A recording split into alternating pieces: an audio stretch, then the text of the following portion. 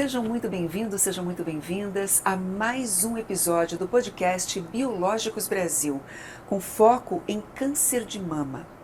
Este podcast é uma parceria entre a Bionoves, o Instituto Biomanguinhos Fiocruz e a Samsung Bioapps. Ao longo dessa temporada, nós recebemos profissionais que lidam diretamente com pacientes com câncer de mama.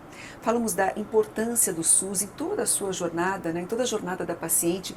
Ressaltamos a equipe multidisciplinar, a sua importância, também o médico da família, a equipe de enfermagem, oncologia, mastologia e o trabalho que visa o cuidado integrado com essas mulheres. Abordamos ainda as perspectivas em oncologia em casos de recidiva tumoral. Dedicamos ainda um episódio especial ao Outubro Rosa, pela prevenção, acesso ao tratamento e, claro, conscientização sobre o diagnóstico precoce do câncer de mama. Nós ainda mergulhamos no mundo da psico-oncologia para entender como questões emocionais podem ser trabalhadas em prol da saúde mental de quem está passando ou já passou pelo tratamento. Todos os episódios do podcast estão disponíveis no nosso canal do YouTube e nas principais plataformas de áudio. Então, depois deste episódio aqui, vai lá conferir. Mas falando em episódio, o assunto do episódio de hoje é a importância da rede de apoio para pacientes com câncer de mama. Um tema que merece ser tratado com muito cuidado, porque a qualidade de vida e até mesmo a adesão ao tratamento dependem das pessoas que estão ao redor da paciente, nos momentos mais difíceis, até a rotina do dia a dia, os cuidados após a remissão. Qual a melhor forma de oferecer este apoio? Qual a força dos grupos de pacientes e ex-pacientes no combate à doença? Como enxergar as necessidades dos cuidadores neste processo? Bom, meu nome é Dalgisa Pires e para responder essas perguntas, eu tenho aqui comigo dois convidados muito especiais. Ela é ex-paciente oncológica, fisioterapeuta e coordenadora de relacionamento institucional do Instituto Oncoguia, onde participou de eventos como o Outubro Rosa, por exemplo. Com experiência em voluntariado e liderança em projetos de apoio ao paciente, ela também é palestrante, abordando temas relacionados à saúde e ao câncer de mama. Muito obrigada por aceitar o nosso convite, Evelyn Scarelli. Obrigada pela oportunidade, estou feliz de estar com vocês. O nosso outro convidado é psicólogo e coordenador de ensino do núcleo Procreare, nos hospitais São Luís e Redidor, em São Paulo. Ele também tem mestrado em Ciências pela Faculdade de Medicina da USP, especialista em saúde do idoso pela Unifesp e ainda é professor de cursos de pós-graduação em psico-oncologia. Dr. Caio Viana, que prazer tê-lo conosco. Obrigada por aceitar o convite. Eu que agradeço, muito feliz de estar aqui com vocês também. Que bom. Vamos começar então. Eu queria começar, inclusive, Evelyn, com você, porque você foi paciente de câncer de mama. Nas suas redes sociais, você se descreve como especialista na sua experiência. Você pode contar um pouquinho para a gente sobre essa sua jornada, enquanto paciente e enquanto ativista? Bom, a minha jornada como paciente começou com 23 anos, que foi na época que eu tive o meu próprio diagnóstico. E eu gosto muito de reforçar essa questão do especialista na própria experiência, exatamente por saber que hoje, apesar de eu atuar muito mais no bastidor, instrumentalizando outras pacientes para compartilharem e pulverizarem suas próprias jornadas, a gente é especialista no que a gente vive. Então, para trazer um pouco esse senso de responsabilidade na nossa fala, porque a minha história, apesar de conectar com outras mulheres que receberam o diagnóstico de câncer de mama com 23 anos, às vezes com o mesmo tipo de tumor que eu tive, não é a mesma história. Então o especialista vem exatamente nesse ponto também, de trazer um pouco dessa responsabilidade na nossa boa intenção de usar a nossa história para inspirar outros protagonismos. Nossa, é tão importante isso, né?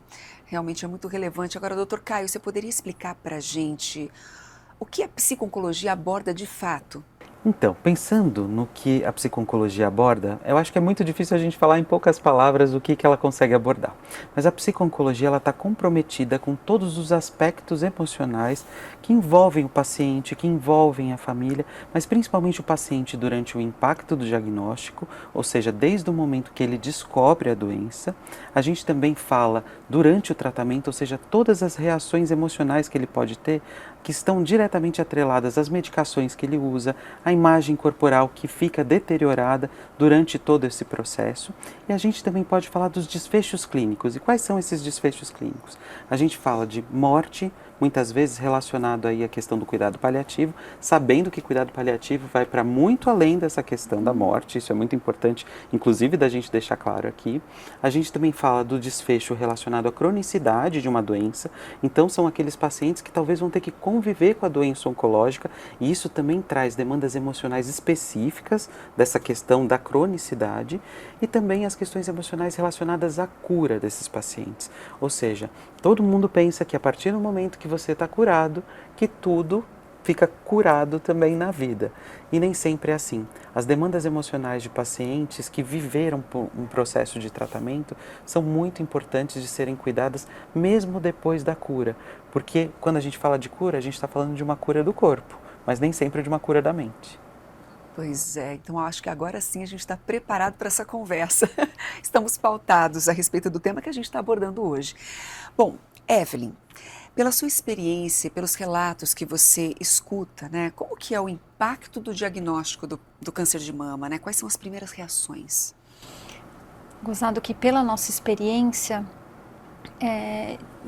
principalmente pelo fato da gente permanecer com essa paciente na jornada dela, independente dos desfechos que elas levem. Mas isso que o Caio trouxe agora sobre o pós-câncer, que vem o tal da vida normal para essa mulher, ele é onde mais gera impacto. Do meu ponto de vista, assim, abordando essas pacientes que a gente cuida no dia a dia. Porque o câncer, ele vem com uma intensidade muito profunda, né? O diagnóstico chega e não dá tempo para pensar, né? Porque ou a gente tem a quimioterapia para começar, ou a cirurgia para retirar a mama, ou a cirurgia para retirar o nódulo, e como é que a gente comunica isso para a família, quem cuida dos meus filhos, né? Como fica esse direcionamento da minha vida nesse momento, agora que o câncer chegou.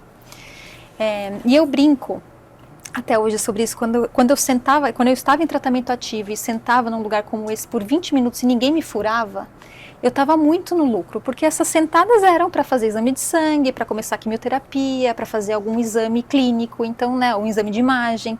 Então tudo girava no contexto do câncer.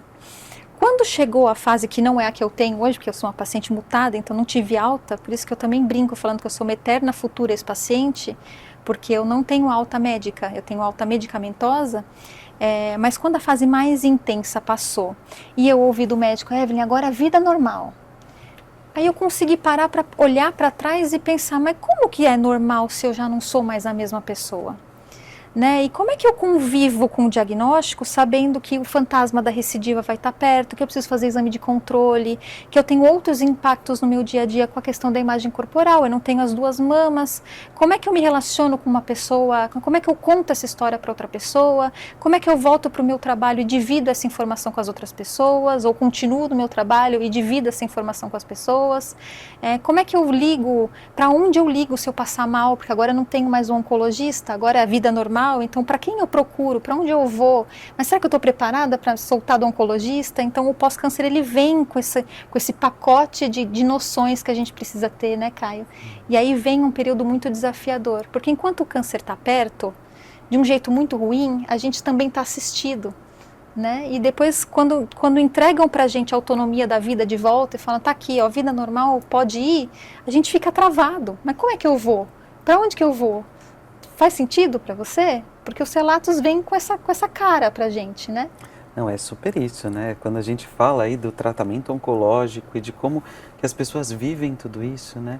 Isso é muito comum, né, Evelyn? Eu acho que a gente vê, e isso entra a pauta da questão da reabilitação psicossocial, né? Que é parte do que a psico-oncologia faz. Porque é isso, né? Como é que eu vou trazer essa pessoa de volta se ela faz um trabalho psicológico intenso para se tornar uma pessoa doente? Depois ela faz um trabalho psicológico mais intenso para se tornar uma pessoa curada de novo, né? Então isso é muito importante. E um curado diferente, né? É um curado com cicatriz, é um curado com medo, é um curado com sequela de tratamento, né? Vem um pacote completo para a gente tentar ressignificar. Então o desafio está um pouco nisso. Isso com foco só na cura, né? No foco do pós-câncer, mas também tem a jornada da mulher que convive com a doença de forma crônica, que está em cuidado paliativo, e aí são outros universos desafiadores também para discutir. Dá mais uma conversa. Nossa, outro episódio, né? Não, mas realmente são muitas perguntas, muitos desafios. E aí, doutor Caio, já que o senhor até comentou um pouco, né, a resposta aqui, eu até tenho uma outra questão. Como que é feita a abordagem da psico-oncologia neste primeiro momento, no primeiro momento mesmo, quando ela recebe essa informação que está com câncer, né? Quais os fatores que podem diferenciar uma abordagem da outra? Bom, eu acho que assim, a questão mais fundamental é que, primeiro, os centros de saúde, quando a gente fala de comunicação de notícias difíceis, primeiro, que a gente fala que tem uma dificuldade muito grande de médicos de uma maneira geral, porque isso não está, por exemplo, numa grade de formação médica para que eles saibam como comunicar a alguém. E quando uma comunicação ela sai torta, ela tem efeitos emocionais para quem recebe essa comunicação. No entanto, quando a gente fala de centros de tratamento, de oncologistas aí que já tem uma mão, né, para tratar dos seus pacientes, tem uma coisa que é muito importante. Esses oncologistas, essas pessoas que comunicam o diagnóstico, que causam esse impacto do diagnóstico, né, essas pessoas normalmente elas já têm ali uma familiaridade na forma de comunicar. Então, a gente já diz que o primeiro impacto emocional, ele é causado pela situação, ele é situacional. É de quem comunica, como comunica, qual é o estágio da doença, o que está acontecendo, quais os sintomas da doença. Porque tem paciente que é assintomático e que ele tem que receber uma notícia falando assim, mas espera, você não errou esse exame aí? Porque, olha só, eu não estou sentindo nada. Como que está com um tumor desse tamanho que o senhor está me dizendo? Então, assim, é essencial que, quando a gente fala de impacto emocional, que dentro de um centro de tratamento, além de ter um treinamento de comunicação para quem comunica, para diminuir os impactos emocionais, que também seja passado por um psico-oncologista para o atendimento de primeira vez desse paciente logo após o diagnóstico. Uma das coisas que eu acho que traz para mim um encanto na psico-oncologia é que a gente não precisa ficar estudando só psico-oncologia. Por exemplo, uma coisa que eu falo até para os meus alunos, estudem sobre psicologia em catástrofes e desastres. Aí vocês vão perguntar, como assim, né?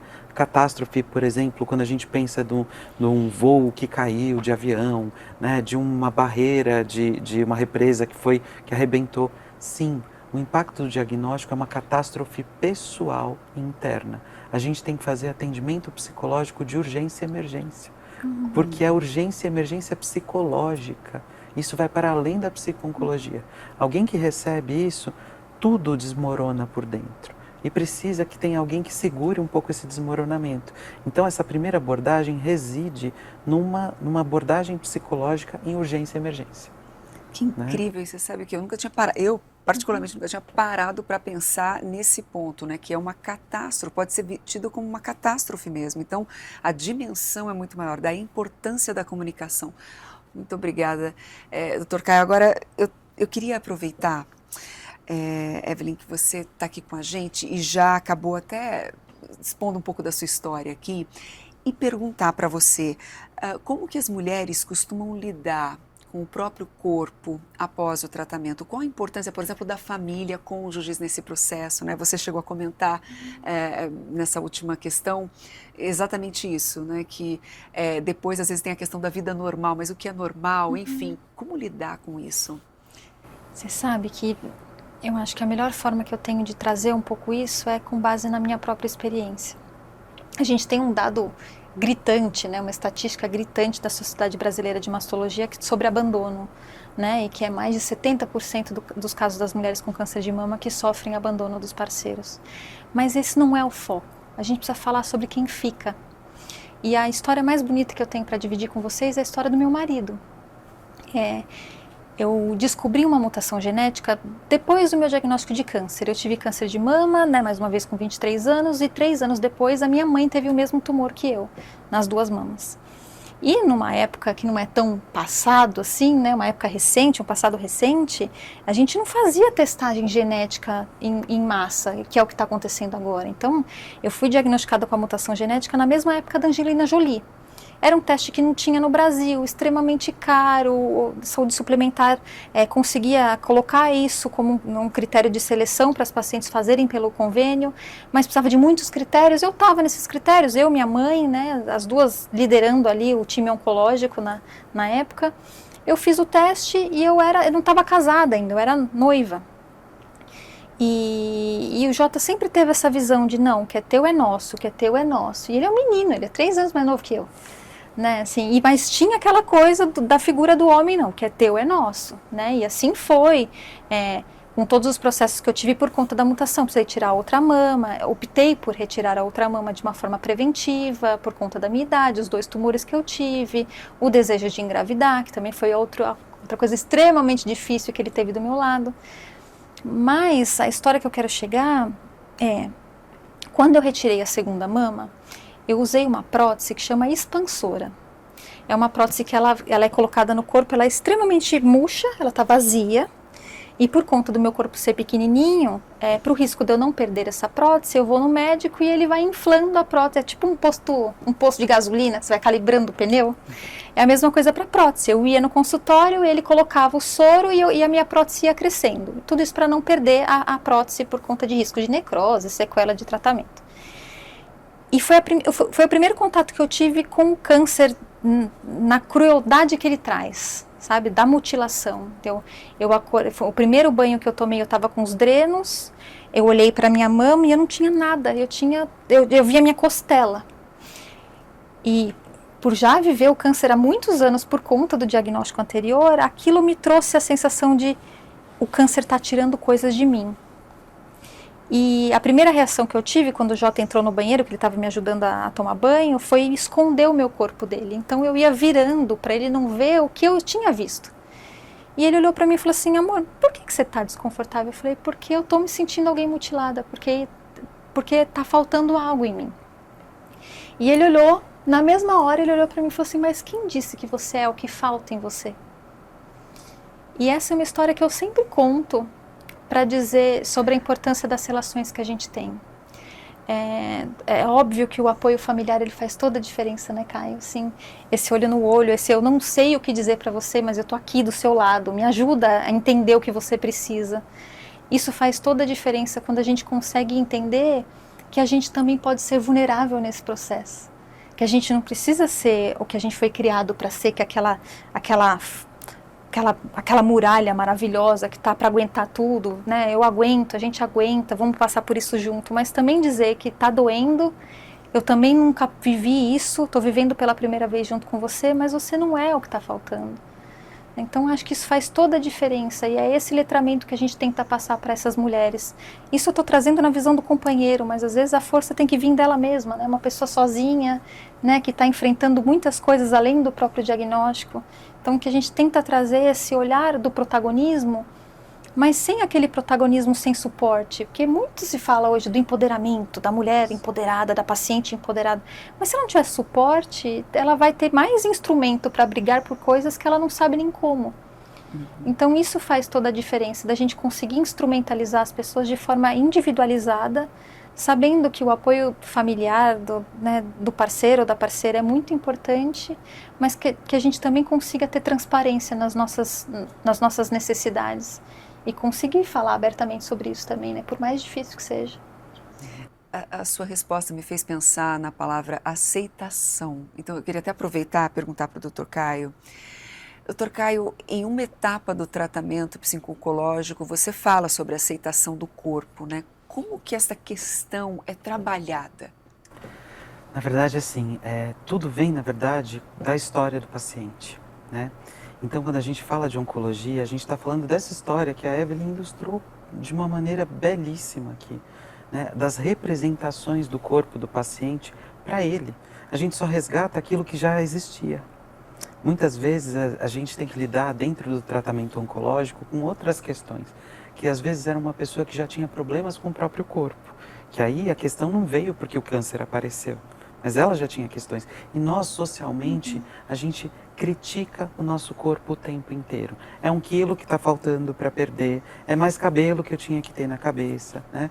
O nosso corpo, ele sempre tem que lidar com faltas, porque eu sou bonito para algumas pessoas, mas para outras, as pessoas me olham sem nenhum interesse. Né? Então, assim, a gente não é desejado o tempo todo, a gente passa por várias questões corporais desde que a gente nasce. Então, a gente está pensando ali, né, nas meninas na primeira menstruação, na adolescência, né? A adolescência é uma bomba de hormônios, né? E a gente está falando, por exemplo, de uma paciente oncológica, que ela chega aos 20, 30, 40 anos, quando ela descobre o diagnóstico, por exemplo, e do nada dão de presente para ela uma menopausa precoce. Mas ela ainda não tem estofo psíquico para conseguir dar conta de uma menopausa com 20. Né? Então, assim, de perder, por exemplo, o desejo do outro. Então, por exemplo, o marido ou a esposa, essa libido que é o desejo, por exemplo, pensando na sexualidade, quando os olhos do outro, que tinha desejo em mim, perdeu o desejo em mim, então grande parte de mim foi embora. Às vezes a gente esconde o corpo também, porque eu ainda não dei conta do meu corpo. Então todo esse processo é uma reconstrução que é dentro do consultório que a gente cuida, porque a gente não está cuidando do câncer que feriu o corpo, a gente está cuidando do corpo que na verdade já tinha questões com ele, independente do câncer, e que agora o câncer ele veio como um adicional que traz uma questão de dificuldade de aceitação, que traz uma questão de dificuldade de manejo do que vai acontecer. Por quê? Porque são corpos que têm cirurgias, corpos que passam por fadiga, mucosite, uma série de questões que às vezes o tratamento quimioterápico, radioterápico, que vai aparecendo e que assim, todo mundo diz que vai aparecer, mas você não sabe se vai vir com você, porque para fulana, para aquela sua colega, né, e pensando nas redes de apoio que as próprias pacientes fazem entre elas, né, para uma, não, nossa, para mim não caiu o cabelo, mas para você vai cair. Aí é de outra ordem. Né? Doutora, complementando então, você acha que diferentes tipos de tratamento causam diferentes impactos emocionais nas pacientes? Então, é o que parece pelo seu comentário, pela sua resposta. Sim, diferentes tipos de tratamento podem causar impactos diferentes, sim. Porque o que a gente está dizendo aí, né? Por exemplo, quando a gente pensa, pensando em oncohematologia, né? A gente fala de linfoma, leucemia, mieloma múltiplo, a gente está falando de um câncer que é o câncer da medula, no sangue. Né? Quantos pacientes que no começo de tratamento chegam assim e perguntam, mas eu tenho metástase? Não, você tem um câncer na medula, só que ele é sistêmico. Então, o seu tratamento ele é sistêmico, que é diferente de um paciente que tem um tumor sólido, que é ali, que vai fazer alguma intervenção cirúrgica naquele local. Então, por exemplo, o paciente que entra no cenário, no mundo do câncer, ele está chegando pela primeira vez. Né? Se ele não trabalhar com oncologia, né? Porque isso também acontece, né? Profissional de saúde adoece também, né? Então, se ele não conhece nada, para ele é tudo novo. Então, câncer, é como se fosse uma doença só. Né? Então, assim, muitas questões corporais, elas vão aparecendo também com os tipos de tratamento e com o tipo de tumor que aquela pessoa tem.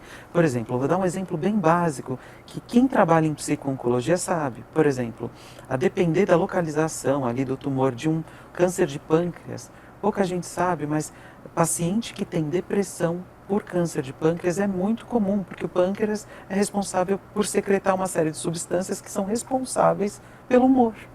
E todo mundo fala, nossa, ele está triste por conta da descoberta de um diagnóstico de câncer. Não, é fisiológico. É medicação que vai resolver aquilo, muito provavelmente. Então, assim, são coisas que determinam também as maneiras como essas pessoas vão enfrentar. Alguém que coloca uma bolsa de colostomia vai ter uma questão corporal muito diferente de alguém que não teve que fazer nenhuma cirurgia mutiladora. Mas no caso do tratamento como rádio, químio, especificamente do câncer de mama, também pode? Pode. É que a gente sabe que tem muitos cânceres de mama com vários tipos de protocolos que causam muitas outras coisas, né? Mas você sabe que é interessante também, porque existem, ao mesmo tempo que existem cânceres diferentes, existem pessoas diferentes. Então também existe o outro lado de como é que você lida com tudo que está acontecendo. E aí cada ser humano é um universo diferente. Pode ser o mesmo tumor, como foi comigo e com a minha mãe. Né? E dois universos completamente diferentes do ponto de vista de enfrentamento, né? Então isso também precisa ser levado em... Totalmente. Tanto que isso é uma questão muito importante, né? Porque a personalidade também determina o enfrentamento. E claro, todas as histórias, né? Quantas vezes a gente já ouviu, você também, Evelyn, já deve ter escutado, né? Por exemplo, pacientes enfrentando super bem, falando assim, não, porque a minha mãe teve e deu tudo certo.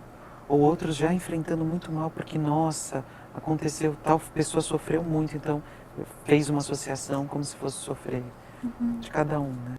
Cada um tem sua régua para medir o mundo, é ou não é? Cada um, de fato, é um universo, como a Evelyn bem disse. Aliás, Evelyn, como que o suporte emocional ajuda na adesão e no resultado da paciente em relação às diferentes fases do tratamento? Você relatou a sua história com seu marido, você teve uma outra rede também, mas você trabalha, assim, você se dedica a muitas mulheres que passam por isso. Você consegue dividir um pouco com a gente?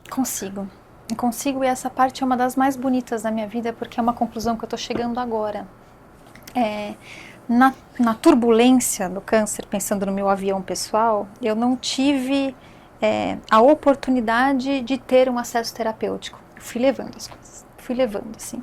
E isso bateu na minha porta. Você não precisa? Não preciso, eu estou ótima. Como a grande maioria dos pacientes fazem isso. Estou ótima, não preciso. Chegou o turbilhão do pós-câncer e veio com a vida não é só o câncer, né? A vida é tudo que está acontecendo, né?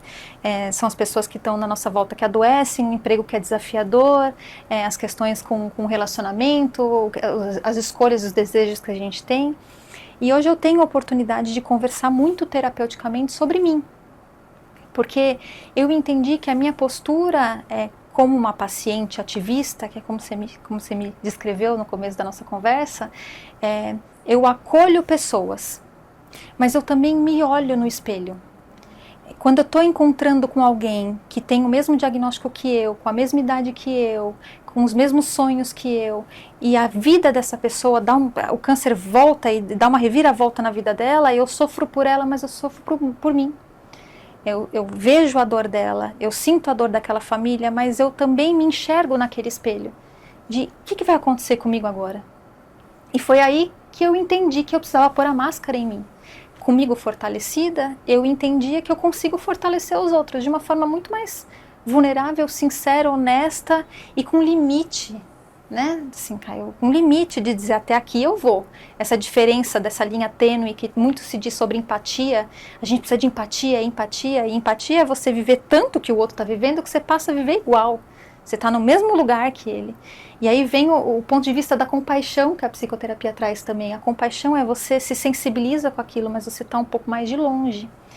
E quando eu entendi a magia da terapia para mim, com o Bruno, eu falo para o Bruno hoje, eu falo assim, o oncologista me deu a oportunidade de viver de novo, mas você me trouxe a vida.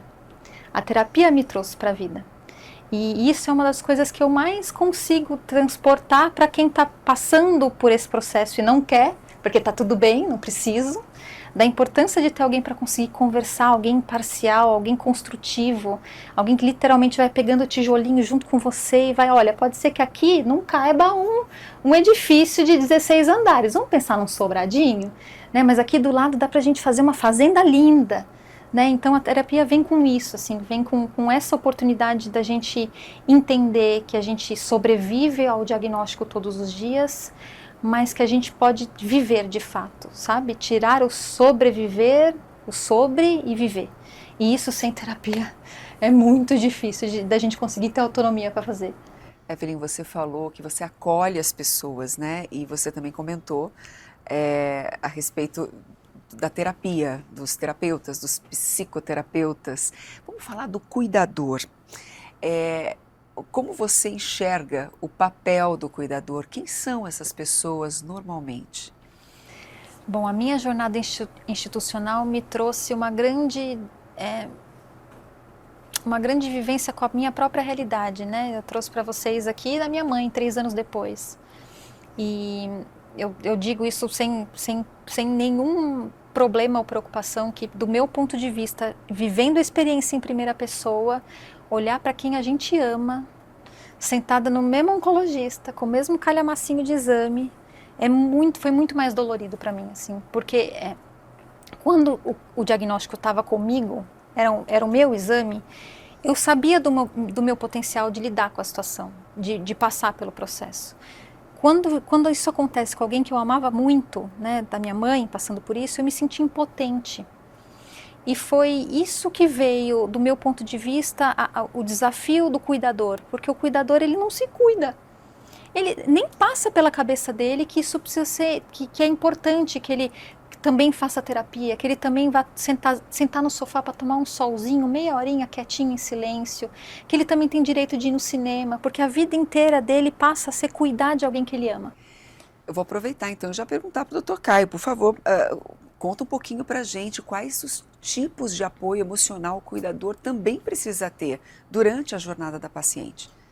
Esse é um ponto muito importante, né? Tanto que a gente fala que assim, o psico-oncologista, né, o psicólogo que trabalha com a psico-oncologia, tem que ter muito claro que a família é um ponto de apoio fundamental para esse paciente, né? Quando a gente fala família, a gente também fala família, né, que é escolhida. Sim. Às vezes a gente escolhe uma família que é de amigos, por exemplo, né? Quantos amigos que a gente vê, às vezes, que dá nó em pingo d'água mais do que pai e mãe, do que outras pessoas, né? Ou seja, quem são as pessoas de referência daquele paciente? Se não tiver um cuidado emocional dessas pessoas, a gente vê que isso rebate no enfrentamento que o paciente tem. Então, por exemplo, quantos pacientes que a gente vê muito, né? A Evelyn também já viu muito, aquele conluio do silêncio, né? Por exemplo, assim, a família fingindo que está forte, o paciente fingindo que está forte, está todo mundo chorando num canto diferente, né? Para tentar dar conta um do outro. E ninguém está dando conta de nada.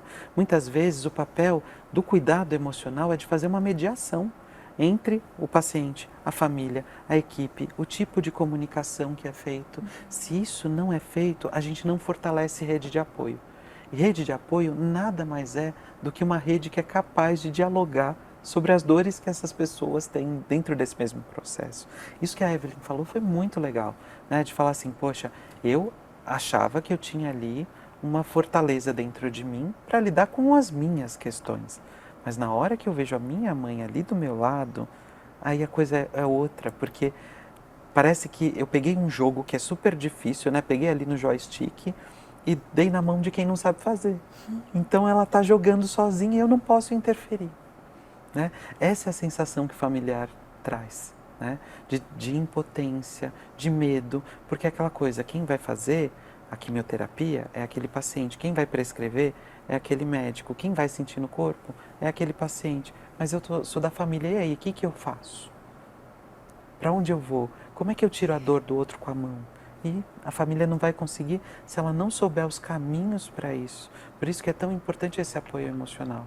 E claro, o apoio emocional, né, eu gosto muito de dizer isso, não é fornecido só pelo psicólogo. A equipe multi, ela tem que ser capaz de ser suportiva emocionalmente para uma pessoa. A família tem que ser suportiva emocionalmente para o paciente. E o paciente também tem um protagonismo no cuidado do outro. O paciente também pode cuidar da família dele. Isso ninguém conta. Porque quando um pai que é dentro de uma família que é super patriarcal ou de uma família que é super matriarcal, se a gente coloca o paciente no lugar só de paciente, ele deixa de ser pai, ele deixa de ser mãe, o que é uma grande mentira. Ele tem que ter a voz ativa de mãe, de pai, de filho. Ou seja, o paciente é capaz de cuidar de quem está do lado dele. Isso ninguém conta, né? Eu comecei até a relacionar assim, essa questão de grupos, assim, né? O que me faz, inclusive, trazer aqui uma outra questão. A importância dos cuidadores ficou muito esclarecida, né? A importância, inclusive, dos cuidadores estarem no eixo, serem atendidos também por psicólogos especializados, terem esse acompanhamento. Agora, pensando, doutor, em grupos de apoio, né, para o paciente e para ex-pacientes, como que eles são organizados?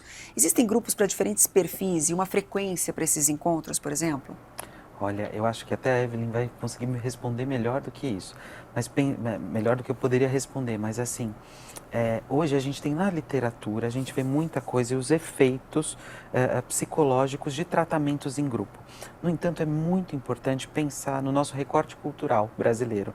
O brasileiro não é uma cultura que adere bem às intervenções de grupo.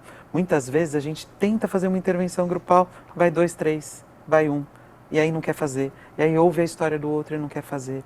Mas assim, a gente tem dispositivos grupais que podem ser muito potentes. A gente vê muito no Brasil algo que acontece e que muitas vezes nem tem o terapeuta no meio. Mas são grupos de pacientes com pacientes falando sobre questões entre elas, por exemplo, que pode ser muito potente e que também tem seus pontos negativos que precisam ser aparados aí, né? Daí a importância de um profissional acompanhando. Exato, né? Mas nem sempre a gente dispõe disso, né? Então, por exemplo, um grupo terapêutico que conta com um psicólogo, ele tem uma configuração. Um grupo terapêutico de autoajuda, que muitas vezes é uma pessoa que já teve câncer ajudando outras pessoas, ele tem que ter outra configuração, inclusive uma configuração ética institucional, porque muitas vezes é feito dentro de uma instituição. Então, assim, como que o paciente que é eleito para coordenar aquele grupo, o ex-paciente, por exemplo, o que ele também tem que prestar atenção para encaminhar para uma pessoa certa, né? Acho que, por exemplo, a Evelyn tem bastante esse recorte e sabe bastante dizer sobre isso também. Evelyn, eu ia até perguntar qual a ligação emocional que existe entre as participantes do grupo de apoio, né? Na sua opinião, qual diferença faz escutar e compartilhar histórias? Você tem uma vivência com isso.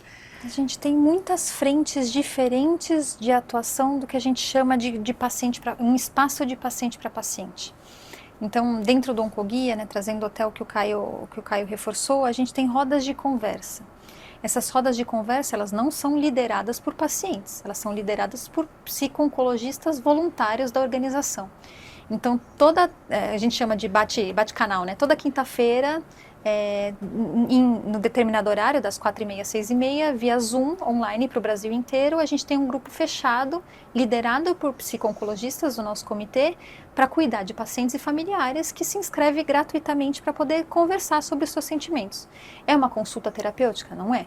Então, por isso essa guia, né, esse tecer lindo, né, da psicoterapia acontece durante essas rodas, porque eles vão dando nortes, né, eles vão fazendo tudo isso de uma forma muito mais terapêutica também. Aí a gente vai para os universos de paciente para paciente. Então a gente tem o nosso próprio voluntariado, a gente tem um voluntariado específico, como a gente diz na nossa mandala institucional, ela é bem colorida, porque a gente fala sobre pessoas diferentes, com tipos de câncer diferentes, universos diferentes, então cada um, para compor essa mandala colorida, tem sua história e se conecta com outros pacientes como especialista na própria experiência. Mas para isso, é aquilo que eu falei para vocês, protagonismo sem suporte, ele é vazio. Então, para isso, a gente instrumentaliza esses voluntários para que eles se sintam minimamente fortalecidos para cuidar de outras dores, cuidando ali do próprio espelho, que foi aquela analogia que eu fiz, mas ao mesmo tempo que são profundos conhecedores do que a organização faz, porque ele consegue entender o limite dele. Então, ele fala, opa, até aqui, Dona Maria, agora você vai se inscrever para a roda de conversa, aqui não é comigo, você precisa conversar com um psico-oncologista, vamos comigo, eu vou com você. Ou, aqui, Dona Maria, essa é uma demanda de direito social. Eu não entendo sobre direito, mas você pode ligar no 0800 do Oncoguia. Ali tem especialista para poder acolher sua dúvida e ficar com você até você conseguir a garantia do seu direito. Então, instrumentalizar esses pacientes para que o discurso não seja um discurso que caminhe, né, para a potência do bom, mas que chegue lá, mas que não vá para a potência do ruim. Porque quando um paciente está muito nessa linha de frente, de se conectar com outros pacientes também, ele pode perder o viés do que o que valeu para mim vale para todo mundo. E aí é muito perigoso, né? Porque a gente tem diferentes tipos de tratamento para o câncer de mama. Tem gente que faz só a cirurgia, tem gente que faz químio, tem gente que faz outras modalidades de tratamento e não faz a cirurgia. Então, cada um tem um universo diferente de responder. Então, eu, como alguém que está vivendo essa história em primeira pessoa, não posso dizer para a Dona Maria o que ela vai viver. Porque por mais que ela sinta os mesmos efeitos colaterais, o corpo dela vai reagir de formas diferentes também.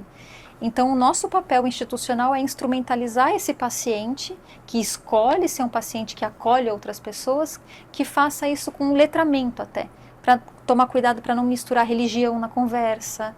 Então, nesses ajustes finos, a gente também consegue instrumentalizar esses pacientes. Que trabalho interessante e necessário, né? Dr. Caio, quais as diferenças que você nota em pacientes que têm uma rede de apoio e um acompanhamento psicológico profissional em relação aos pacientes que não têm esse apoio? Eu acho que fica muito evidente, né? Eu acho que assim, porque a pergunta eu acho que essa resposta ela cabe a uma pergunta. Por que eu tenho que enfrentar algo tão difícil sozinho? Acho que isso já mostra a grande diferença, né?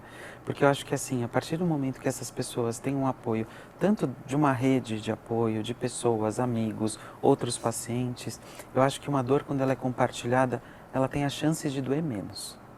Então, isso é muito importante. A gente sabe que vai doer, a gente sabe que vai ser difícil, a gente sabe que não é um enfrentamento fácil, mas por que eu não posso fazer isso com outras pessoas que eu confio? Ou outras pessoas que têm um know-how científico para me ajudar? Eu acho que isso já mostra o abismo de diferença entre um e outro que não conta com esse apoio, né? Acho que a Evelyn, inclusive, sabe responder até isso como uma pessoa que protagonizou esse lugar, né? De saber como que era a vida sem o apoio e como que é a vida com, né? É diferente. Evelyn, por favor, você tem alguma história que você consegue compartilhar com a gente? Uau. Além das que você já compartilhou, né? Deixa eu refletir com carinho nisso, assim, uma história que mostra a diferença. Eu acho que sim, eu acho que sim. Quando eu fiz a primeira cirurgia e retirei a mama, a mama esquerda, a mama que estava doente, eu tive um processo muito longo, eu tive uma reabilitação muito ruim, eu fiquei 8 ou 12 horas, eu perdi a conta aqui do tempo, mas eu pensei um nervo, eu sou canhota, então eu perdi o movimento do braço, e aí de combo, no meio da história do estou com câncer e não mexo o braço, que eu preciso escovar o dente, que eu preciso pentear o cabelo, e quem fazia essa função de escovar os meus dentes era meu pai. E meu pai entrava no quarto do hospital com um copinho de plástico, a escovinha chuchada no copinho, e chegava com a animação de pai, assim, no meio de uma catástrofe, né? Tentando, bom, estou aqui para escovar os dentes. Eu olhava aquilo e falava, ai, que absurdo. E a minha cabeça, porque eu tô aqui, né, tô vivendo tudo isso, por que isso está acontecendo comigo? Agora entra meu pai para escovar o dente, porque nem o dente eu consigo escovar. E aí numa dessas, né, de eu estar meio contaminada com essa energia ruim, e ele com a boa intenção dele, ele colocou água demais na minha boca, eu afoguei e tossi, e doeu a cirurgia, ele olhou assustado, eu olhei assustada, a gente começou a rir. Foi a primeira vez que a gente deu risada. E meu pai começou a chorar. E aí minha ficha caiu de que era tudo o que ele tinha para dar. E eu não estava aceitando isso. E isso vem de um olhar que a terapia ajuda muito, de expectativa da gente como paciente em relação ao cuidador, em relação ao mundo, em relação ao empregador, em relação ao namorado, à namorada, porque parece que a gente cria uma expectativa de que todo mundo tem que entender o cenário, mas a gente também não se trabalha para entender que cada um vai dar aquilo que tem para dar. Né? E quando a gente escuta hoje sobre a importância da rede de apoio, a gente também faz com que o paciente comece a imaginar que rede é um negócio gigantesco. E ele se olha pititico, sozinho, ele fala, só tem uma vizinha para ligar, né? E aí a gente também traz essa coisa, né, da importância da gente entender o papel que cada um tem na sua vida. E aí encaixa o terapeuta, encaixa o pai que escova o dente, cada um dentro daquilo que pode dar, e você vai completando a sua rede. Então você sabe para quem correr. Quando você precisar de alguém para escovar o dente, eu vou para o meu pai, mas eu não discuto morte com meu pai não está preparado para isso. Agora, a terapia, esse assunto aqui de morte, eu vou levar para terapia. Ah, uma conversa mais de paciente para paciente. Como foi para você fazer quimioterapia? Eu não posso perguntar isso para o meu pai, eu não posso perguntar para o terapeuta, mas eu posso perguntar para outro paciente. Então, a gente conseguir categorizar as nossas emoções e conseguir buscar dentro da sua pequena rede, onde cada um tem algo para fornecer e para dar, isso completa a nossa vida do ponto de... Eu estou dando aqui o resultado do meu processo pós-terapia, né? Talvez se eu conversasse 13 anos atrás sobre isso, seria completamente diferente. Mas acho que vem também com esse exemplo da história a importância de vir alguém para ajudar a construir o castelinho, né? Às vezes não vai ser o castelo da Disney, vai ser o castelinho do Beto Carreiro, né?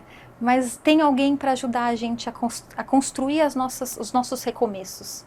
E isso faz muita diferença do antes e do depois. Eu acho que a resposta dessa diferença está muito bem dada. Eu acho muito isso, né? Porque é exatamente isso.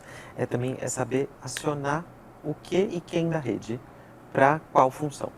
Isso é muito importante, né? Porque, veja, não precisa ser uma rede enorme, mas é saber assim, olha, eu vou acessar aqui, ou até, inclusive, estar aberto para me acessar, né? Porque como foi importante, né, Evelyn, teu pai sentir na risada de vocês e no susto duplo que ele podia chorar.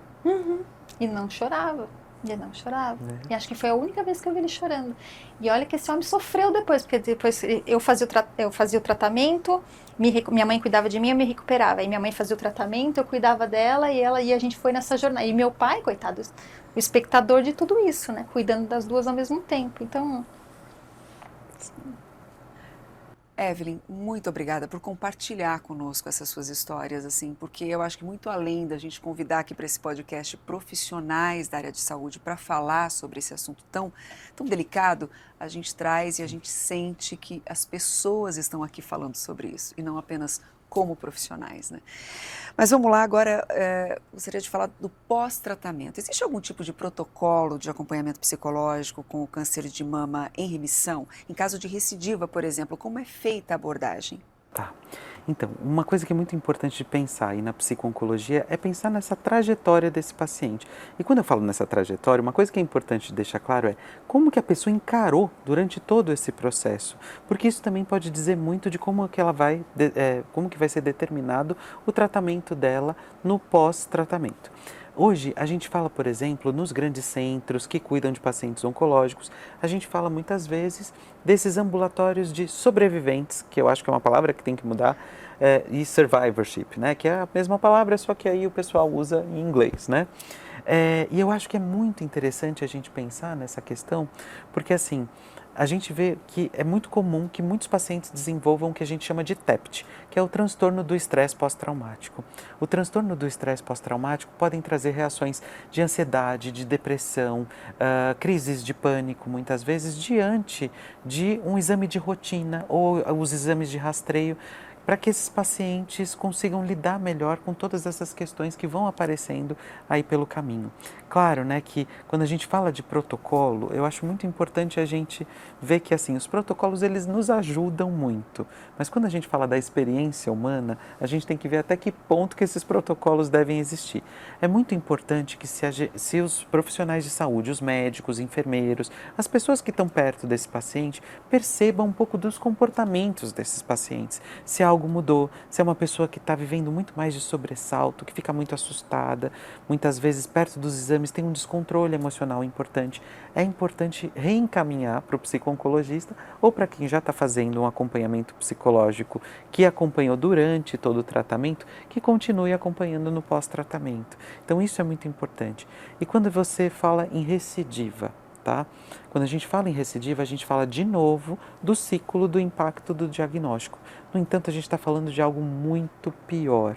Muitas vezes os pacientes falam, foi muito pior receber o diagnóstico de novo do que da primeira vez.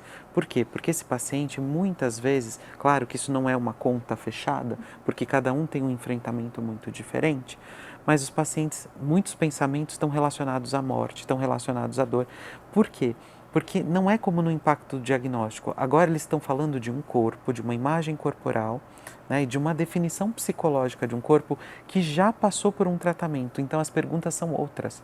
É do tipo, será que eu vou aguentar agora? Porque eu aguentei da primeira vez. Mas será que eu dou conta numa segunda? Então, assim, os medos podem exacerbar, muitas questões podem aparecer, então a recidiva costuma ser algo que traz um ônus psicológico muito grande. Então, é muito importante o reencaminhamento desse paciente quando de uma recidiva. Obrigada, doutor. Agora, quais as principais questões psicológicas você nota, Evelyn, em pacientes que já terminaram o tratamento? Existe esse medo constante, né, da recidiva, eu imagino? Como lidar com isso? Infelizmente não é uma receita de bolo pronta, né? Assim, não dá para pegar 3 ovos, o leite, né? Porque às vezes você quer fazer um bolo de chocolate, mas não tem forno, né? Assim, então, eu poderia dizer tudo que funciona e tudo que dá certo e as coisas que acontecem, mas essa é uma jornada muito desafiadora, porque a gente revisita o diagnóstico conforme a gente vai fazendo os exames de controle. A gente revisita o que foi ouvir o câncer, a gente revisita o que a gente sentiu, graças a Deus a gente não revisita o que a gente sentiu, né? Porque quem projetou, a gente projetou muito bem, então nosso HD eu não consigo acessar as dores que eu tive. Eu lembro que foi ruim, mas eu não acesso as dores. O que acontece é, a gente consegue entender via pesquisa até da organização, de que o medo da recidiva ele é latente, ele é gritante, é um fantasminha, e que ao mesmo tempo a sociedade não está preparada para esse paciente conseguir dialogar em lugares comuns. Supera isso, você de novo falando de câncer, já faz 5 anos que você recebeu seu diagnóstico. Então tem um pouco dessa invalidação das emoções da mulher que tá passando por essa insegurança toda. Então o que costuma dar certo é saber para onde correr. né, lembrar daqueles pontos de apoio e saber que quando eu estou com medo da recidiva, eu posso conversar com alguém que também tem medo, né? Porque eu posso convidar o meu medo para tomar um café com ele e entender por que você está com medo. Ah, eu estou com medo por conta disso, então eu vou procurar ajuda para lidar. Eu entendi que eu estou com medo do câncer voltar e eu não estou preparada para esse retorno. O que a gente escuta muito dos relatos é as pacientes não têm medo do câncer, elas têm medo do tratamento. Né? Porque o câncer, às vezes, elas não sentiram nada com o negócio. Viram uma bolinha, foram lá e descobriram um câncer. Mas o tratamento, ele é invasivo. O tratamento gera sequelas e elas têm medo exatamente desse recorte. Então, a gente conseguir cuidar dessa mulher quando vem o medo da recidiva e saber que ela pode ligar no 0800, que ela pode participar de uma roda de conversa, que ela pode procurar ajuda terapêutica, que ela pode fornecer esse monte de ferramenta para ela conseguir saber que porta ela abre, isso faz muita diferença. E saber que isso é acessível, né, que tem essa cultura hoje de que tudo isso que a gente está discutindo é caro, é inacessível, e existem muitas organizações que produzem, como o Oncoguia também, como a Brale também, como outras organizações que fazem isso de forma 100% gratuita para esses pacientes. Como o próprio SUS. Né? Então, o SUS, então acho que são várias ferramentas que a gente tem hoje, graças ao apoio e o incentivo das mídias também, como que a gente está fazendo agora, de trazer essas respostas. Assim, o que a gente está discutindo hoje é acessível. Né? E é disponível, a gente só precisa saber onde que a gente procura tudo isso. Né? Ninguém precisa passar por nada sozinho, acho que essa é a mensagem mais especial de tudo. Pois é. Você sabe que você falou de medo, eu lembrei do começo da nossa conversa. Doutor, quais os mitos que estão em torno do conceito de cuidados paliativos? Ah, tá, tem muitos. Isso aqui já dava uma outra conversa, né, longa, muito longa. Mas assim, eu acho que o maior e principal é de que cuidado paliativo é para quem está morrendo, tá? Eu acho que assim, esse é o grande mito, né? Mas cuidado paliativo deveria ser desde o diagnóstico, tendo em vista que o câncer é uma doença ameaçadora da vida, nem sempre incurável, às vezes sim, né? Então, a gente tem que deixar isso muito claro de que assim, o cuidado paliativo não é só uma filosofia de cuidado, mas é uma forma de tratamento, vejam a palavra, tratamento efetiva. As pessoas também acreditam que um dos grandes mitos do cuidado paliativo, né, é aquela coisa de que vamos parar de tratar, né, porque agora não tem mais o que fazer. Não, o cuidado paliativo, ele lança a mão de muitas medidas para cuidar dos pacientes, né? Então, medidas aí medicamentosas, por exemplo, na minha prática, eu acho tão interessante isso, né? De falar assim, por exemplo, agora que está em cuidado paliativo, vamos tirar todas as medicações. Não, às vezes um paciente está lá, tem uma medicação que precisa dar do tipo um antibiótico, alguma coisa do gênero, né? Vai continuar, porque se aquilo der conforto para o paciente, tem que continuar, né? Porque a ideia do cuidado paliativo é cuidar dessa pessoa até o último dia de vida. Cuidado paliativo não cuida de morte, cuida de vida, nem que seja o último dia da vida. Então, acho que isso é muito importante e também eu acho muito importante que não é nem só um mito, mas é desmistificar também, acima de tudo, a ideia de que o cuidado paliativo é algo feito por pessoas hipersensíveis, boazinhas. Cuidado paliativo é técnica, é estudo, é cuidado, é especialização. Você precisa ter estudo sobre isso. E assim, eu acho que tem uma coisa muito midiática que trazem a ideia de que cuidado paliativo é aquela coisa linda, bonita, que a pessoa não sofre, por exemplo, para morrer. Ninguém quer morrer.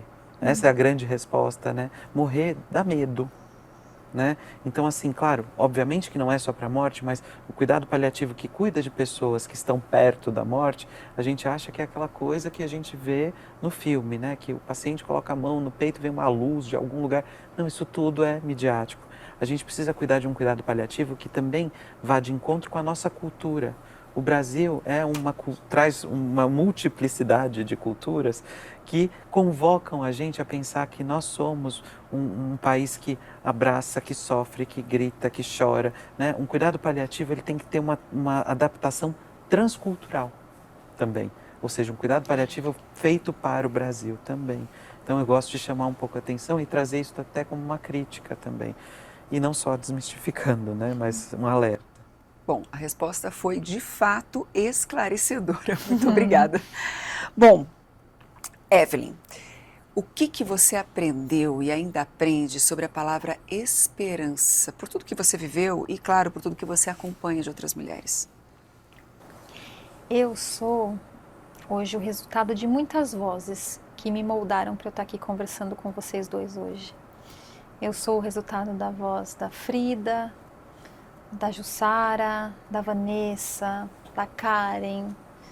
Eu sou um pouco da voz de cada uma dessas mulheres que passaram pela minha vida.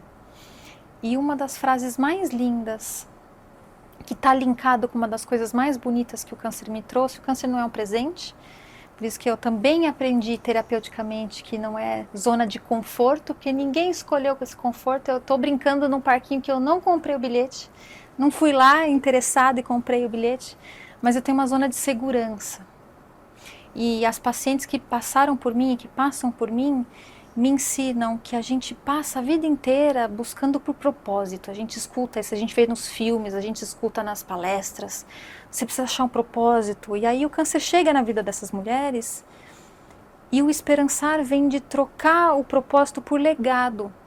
Porque propósito parece tão distante. Parece que você tem que criar uma coisa, parece que você tem que inventar uma coisa. Eu preciso inventar um propósito do porquê que eu quero viver.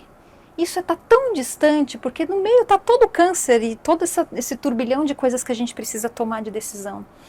E o convívio com essas mulheres me trouxe a importância do legado, é viver o dia. Todas as noites que eu vou dormir, e eu tenho um ritual de fazer meu filho dormir, assim, né? Por não ter as duas mamas, eu não amamentei. Aí é outro podcast. Mas aí também a sociedade não amamentou e é outro, né, outra conversa só sobre isso.